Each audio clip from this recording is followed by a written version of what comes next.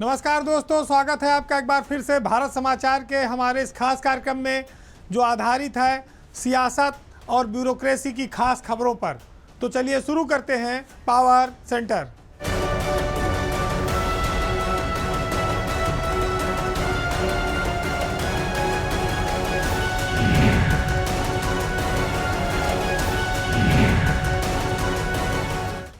उत्तर प्रदेश में विधानसभा के चुनाव 2027 की शुरुआत में हो जाएंगे। एक तरफ एनडीए गठबंधन है, एक तरफ इंडिया गठबंधन है। इंडिया गठबंधन में समाजवादी पार्टी और कांग्रेस के बीच इन दिनों काफ़ी विवाद चल रहा है। आप ये कह सकते हैं कि चुनाव के पहले क्या कांग्रेस और समाजवादी पार्टी का जो गठबंधन है ये टूट जाएगा, इसमें कोई दरार आ गई है, क्योंकि पश्चिमी उत्तर प्रदेश में एक टकराहट की शुरुआत हुई है। वो शुरुआत सहारनपुर जिले से हुई है। दोनों दलों के बीच ये संकेत है कि सब कुछ सही नहीं चल रहा है। आप ये भी कह सकते हैं कि कुछ लोग कांग्रेस और सपा के गठबंधन में पलीता लगाने में जुटे हुए हैं। सहारनपुर के कांग्रेस सांसद हैं इमरान मसूद और समाजवादी पार्टी के विधायक हैं आंसू मलिक। उनके बीच ये विवाद काफ़ी बढ़ा हुआ है और आप इसको सहारनपुर में ये देख सकते हैं कि ये इमरान मसूद और आंसू मलिक के बीच वर्चस्व की जंग भी हो सकती है। लेकिन इसमें बात आती है कि जब लोकसभा का चुनाव हुआ था तो 80 और 17 वाला फार्मूला लागू हुआ था। मसूद बार बार इस ओर संकेत करते हैं कि 80-17 का फार्मूला अब की नहीं चलेगा, यानी कि कांग्रेस ज़्यादा सीटें चाहती है। सपा उनको अधिक सीटें दे पाएगी, क्या इस दबाव में आएगी, इसकी उम्मीद बहुत कम नज़र आती है, क्योंकि लोकसभा का दबाव अलग था। वहाँ मुसलमान के छिटकने का डर था अगर कांग्रेस के साथ गठबंधन ना होता। विधानसभा में अखिलेश यादव के सामने ऐसा कोई डर नहीं है। इमरान मसूद तो यहाँ तक कहते हैं कि कांग्रेस भिखारी नहीं है और जो 2024 में वोट पड़ा, जो 37 सीटें और 6 सीटें कांग्रेस ने जीती, 43 सीटें आई इनके खाते में गठबंधन के, वो राहुल गांधी के नाम पर आई। लेकिन जानकार लोग ये मानते हैं कि उत्तर प्रदेश में कांग्रेस अपने दम पर लड़ने में सक्षम नहीं है। वो भौकाल चाहे जितना बनाए, शोर चाहे जितना मचाए, दावे करे। और इसीलिए आंसू मलिक ने कहा कि बुलबुल किसके इशारे पर नाच रही है।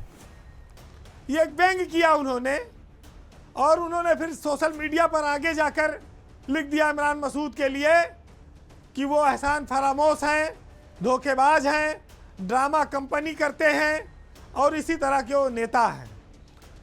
वो बातें वफादारी की करते हैं लेकिन उनकी नस नस में गद्दारी भरी है। जमीर बेचकर वो लगातार दल बदलते रहे। आज वो किस वसूल की बात करते हैं? जिसने पूरी जिंदगी में जिस नेता को उरूज पर देखा उसे ही सलाम किया, वो आज कांग्रेस को जिताने निकले हैं। आंसू मलिक के बयान बड़े तीखे हैं और कहा जाए तो घावों पर नमक छिड़कते हैं।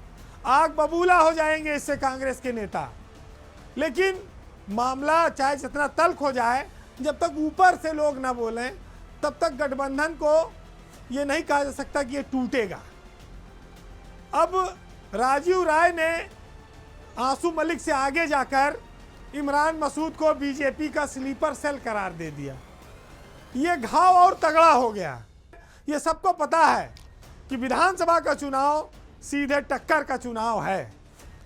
उसमें कांग्रेस चाहे जितना छटपटाए, लेकिन वो कुछ कदम आगे तभी बढ़ पाएगी, मजबूत स्थिति तभी बना पाएगी जब वो किसी गठबंधन में होगी। हालांकि कांग्रेस का एक धड़ा इस कोशिश में भी है कि अगर अखिलेश यादव के साथ गठबंधन टूट जाए तो मायावती के साथ कर लो। अब पता नहीं मायावती के साथ करेंगी कि नहीं, बहुत सारी स्थितियां हैं। लेकिन ये ज़रूर है कि जब विधानसभा चुनाव होगा और कांग्रेस और सपा का गठबंधन होगा तो अगर वो टूटेगा तो इन्हीं नेताओं की बयानबाजी और सीट के ऊपर तालमेल न बन पाने के कारण टूटेगा। एक जमाना था जब राजा भैया कुंडा की ओर लोग जाते थे तो कुंडा की सीमा में प्रवेश करने पर कई जगह लोग कहते थे कि यहाँ पर उत्तर प्रदेश की सीमा समाप्त होती है। तो एक अलग राज्य था राजा भैया का। अब ठेका पट्टा वाले जो माफिया हैं उन्होंने देवी पाटन मंडल गोंडा को भी एक अलग राज्य की तरह बना दिया है। वहाँ जितने ठेके उठेंगे, जितने काम होंगे, सब में उनका वर्चस्व है और कह सकते हैं आप कि उत्तर प्रदेश सरकार के नियम कानून वहाँ पर नहीं लागू हो पाते हैं। कहा जाए तो वो सीमा के बाहर हैं। आज हम आपको देवी पाटन मंडल के गोंडा, बलरामपुर, श्रावस्ती इन जिलों में पीडब्ल्यूडी के ठेकों में चल रहे बाहुबल और दबंगई के बारे में बताएंगे, जिसके चलते 300 से 400 करोड़ तक का टेंडर फिर निरस्त हो गया है पड़ने के बाद। तो पूर्वांचल के बाहुबली नेता जो पूर्व सांसद हैं ब्रिजभूषण शरण सिंह, आप उनके बारे में जानते ही हैं कि वो उनका अपना एक दबदबा रहा है इस इलाके में और पिछले कुछ महीनों में वहाँ पर 500 करोड़ से ज़्यादा के टेंडर निरस्त हुए थे, जिसमें चीफ इंजीनियर, एसई और एक्सियन इन सबको निलंबित भी किया गया था, ट्रांसफ़र भी हुआ था। वो मामला शांत हुआ था। दोबारा से कुछ टेंडर निकाले गए करीब 11 की संख्या में, जिसमें बताया जाता है कि फिर ठेकेदारों ने दबंगई दिखाई, डरा धमका कर दूसरे लोगों को टेंडर नहीं डालने दिया। यहाँ तक कि केंद्रीय मंत्री हैं कीर्तिवर्धन सिंह, उनके लोगों को भी टेंडर डालने का मौका नहीं मिला और उनको आखिर में हस्तक्षेप करना पड़ा।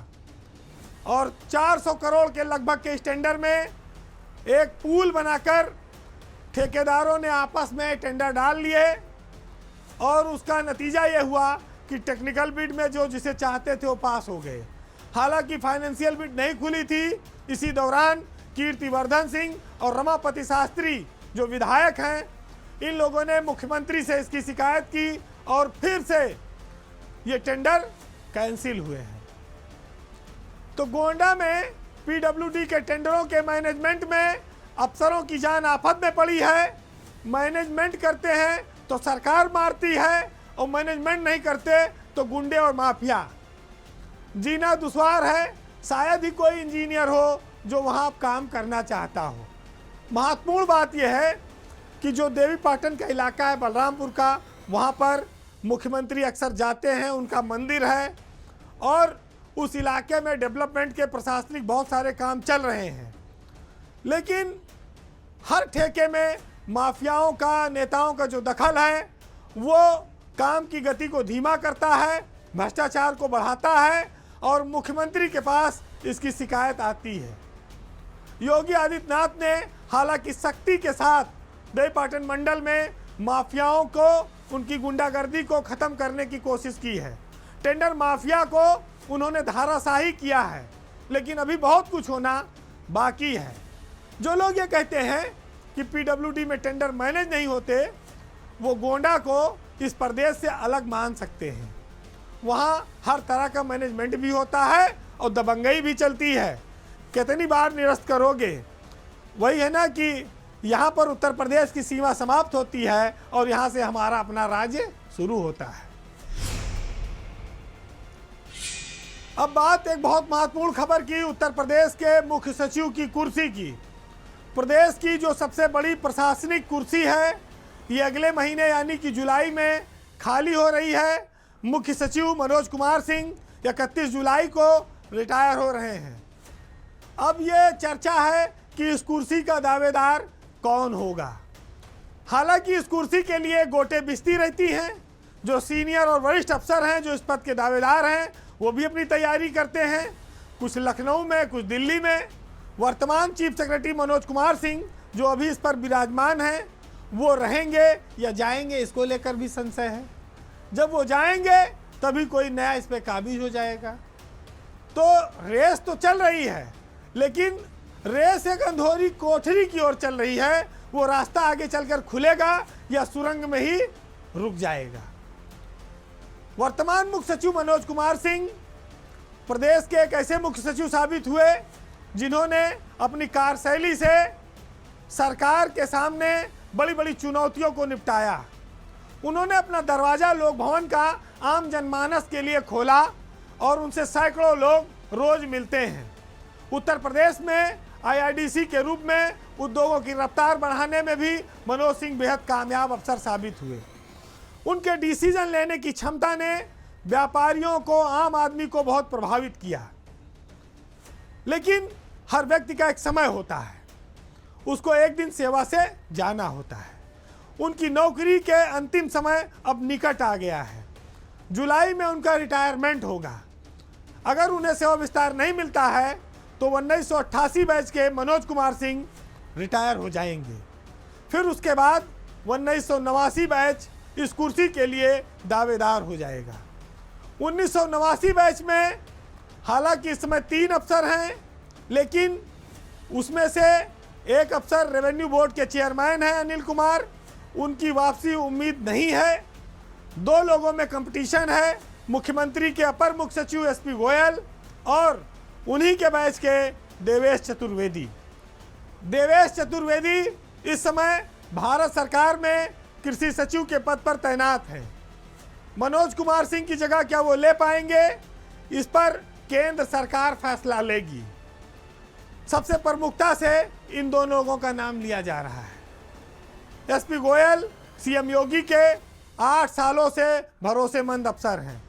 वो सचिव से लेकर प्रमुख सचिव और अपर मुख्य सचिव सब कुछ मुख्यमंत्री के रह चुके हैं। गोयल के पक्ष में एक महत्वपूर्ण चीज़ ये है कि उनकी नौकरी अभी काफ़ी लंबी है, 2027 तक है। इसलिए वो इस पद के एक उचित और कहा जाए तो योग्य दावेदार हैं, क्योंकि उनको एक लंबा समय मिलेगा और उत्तर प्रदेश में मुख्य सचिव के पद पर कम से कम 1.5 से 2 साल वाले अफसर की हमेशा ज़रूरत रही है, तभी वो काम को गति दे पाएगा। लेकिन 1989 बैच के जो दूसरे अफसर हैं देवेश चतुर्वेदी, उनकी नौकरी ज़्यादा नहीं बची है। उनके पास 7-8 महीने का ही समय है। अगर वो दिल्ली से आते हैं तो वो इसी भरोसे पर आएंगे कि उनको रिटायरमेंट के बाद केंद्र सरकार सेवा विस्तार देगी, जैसे कि दुर्गा शंकर मिश्रा के मामले में हुआ कि वो रिटायर होने वाले थे आखिरी दिन और दिल्ली से उनको लखनऊ भेजा और 1 साल का सेवा विस्तार दे दिया अगले दिन। लेकिन मनोज कुमार सिंह के स्थान पर एक तीसरा नाम भी तेजी से सामने आ रहा है, 1990 बैच के दीपक कुमार का।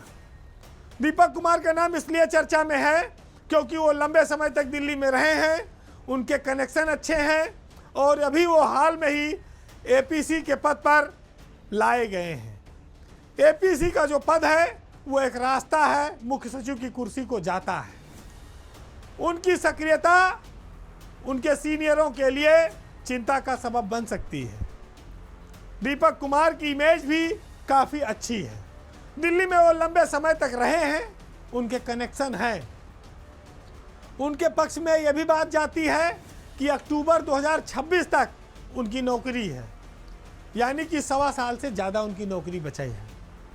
तो ये सब फैक्टर हैं जो इन 3 नामों में से किसी एक को उत्तर प्रदेश का मुख्य सचिव बनाने की अहर्ता रखते हैं, योग्यता रखते हैं। अब ये बात महत्वपूर्ण है कि जो व्यक्ति भारत सरकार में कृषि सचिव के पद पर तैनात है, वो इतना बड़ा पद छोड़कर उत्तर प्रदेश आएगा 4-6 महीने के लिए। अगर कोई एश्योरेंस नहीं मिलता है तो देवेश चतुर्वेदी जैसे अफसर नहीं आएंगे, क्योंकि उनका ट्रैक रिकॉर्ड रहा है। वो कोई हल्का काम करने के लिए, विवादों में पड़ने के लिए वो कभी इधर का रुख लखनऊ का नहीं करेंगे। तो बहुत साफ है कि अगला मुख्य सचिव उत्तर प्रदेश में एसपी गोयल, जो सीनियरिटी में सबसे ऊपर हैं, उनको बनाया जा सकता है, उसमें कोई अड़चन नहीं है। लेकिन यहाँ पर डबल इंजन की सरकार है, तो डबल इंजन में फैसला दोनों इंजन करते हैं, और जो दिल्ली वाला इंजन है वहाँ का जो कनेक्शन है वो कई बार भारी पड़ता है। तो जिसका दिल्ली कनेक्शन ज़्यादा मजबूत पड़ेगा वो यूपी में इस शीर्ष कुर्सी पर आ सकता है, वो भी तब जब मनोज कुमार सिंह को सेवा विस्तार न मिले तब। तो अभी पत्ते पूरी तरह से खुले नहीं हैं, अभी पत्ते बंद हैं और पत्ते अंतिम समय तक नहीं खुलते हैं। आप देखा है आपने डीजीपी के मामले में, मनोज कुमार सिंह भी कोई कमजोर आदमी नहीं है। मुख्यमंत्री भी चाहेंगे कि उनको रखा जाए और दिल्ली में अगर उनकी सिटिंग बैठ गई तो फिर हो सकता है 1 साल का सेवा विस्तार वो भी ले गिरे, और 1 साल का सेवा विस्तार उनको मिला तो बाकी लोग सब अपने अपने घर चले जाएंगे। तो ये ब्यूरोक्रेसी का बड़ा अजब खेल है कि जिसको दिखता है कि बस हाथ में लड्डू आने वाला है, अचानक से सरक के गिर जाता है दूसरे की थाली में। तो इंतजार करिए वक्त का और देखिए कि लड्डू किसको हाथ में जाता है। अपने यहाँ हिंदी पिक्चर में एक गाना आया था कि तू ना सही तो तेरी याद सही कोई और सही। उत्तर प्रदेश के सहकारिता विभाग में इन दिनों कुछ ऐसी ही स्थिति चल रही है। एक आता है, उससे नहीं निपटी, फिर वो जाता है, फिर दूसरा आता है, फिर उससे दोस्ती नहीं बनती, फिर वो जाता है, फिर तीसरा आता है, फिर उससे भी टकराव हो जाता है। यूपी का जो सहकारिता विभाग है, आप कह सकते हैं कि उसमें इन दिनों गृह कलेश की स्थिति चल रही है और ये मामला काफ़ी चरम पर पहुंच गया है। मंत्री और रजिस्ट्रार एक दूसरे से मिलने को तैयार नहीं हैं। यूपी के कोऑपरेटिव विभाग में सहकारिता मंत्री हैं जेपीएस राठौर और वहाँ पर रजिस्ट्रार हैं हीरा लाल। ये चर्चा अक्सर रहती है कि मंत्री की अपने रजिस्ट्रार के साथ नहीं पट रही है, जिसके चलते मीटिंगों में वो एक दूसरे के साथ मौजूद नहीं रहते हैं, तालमेल नहीं बनता है और नीचे के अफसरों को उसका खामियाजा भोगना पड़ता है। देखिए, लोकतांत्रिक सिस्टम में मंत्री सबसे बड़ा है, उसके पास असीमित पावर है। वो जो निर्णय करेगा फाइल पर वही निर्णय अंतिम होगा। वो रजिस्ट्रार का आईएएस अफसरों का सीधे भले कुछ न बिगाड़ पावे, लेकिन जो विभाग में असिस्टेंट रजिस्ट्रार हैं, जो उनके विभागीय अधिकारी हैं, उनका तो वो कचूमड़ निकाल देगा। इतनी जांच करा सकता है कि वो उनकी ज़िंदगी, उनका कैरियर खराब हो जाएगा। तो ये एक बड़ी समस्या नीचे के अफसरों के साथ है कि रजिस्ट्रार के अगर करीबी दिखे तो उनके गर्दन पर आरी चलेगी और मंत्री के अगर ज़्यादा करीबी दिखे तो रजिस्ट्रार उनके खिलाफ रोज एक नई फाइल तैयार कर देगा। टकराव जब इस कदर बढ़ जाए तो लोग अपनी जान बचाने लगते हैं। उत्तर प्रदेश के कोऑपरेटिव विभाग में रजिस्ट्रार का पद विभागाध्यक्ष का पद है। उस पर इस समय आईएएस अफसर हीरा लाल तैनात हैं, जिनकी अपने मंत्री जेपीएस राठौर के साथ तनातनी की खबरें हैं।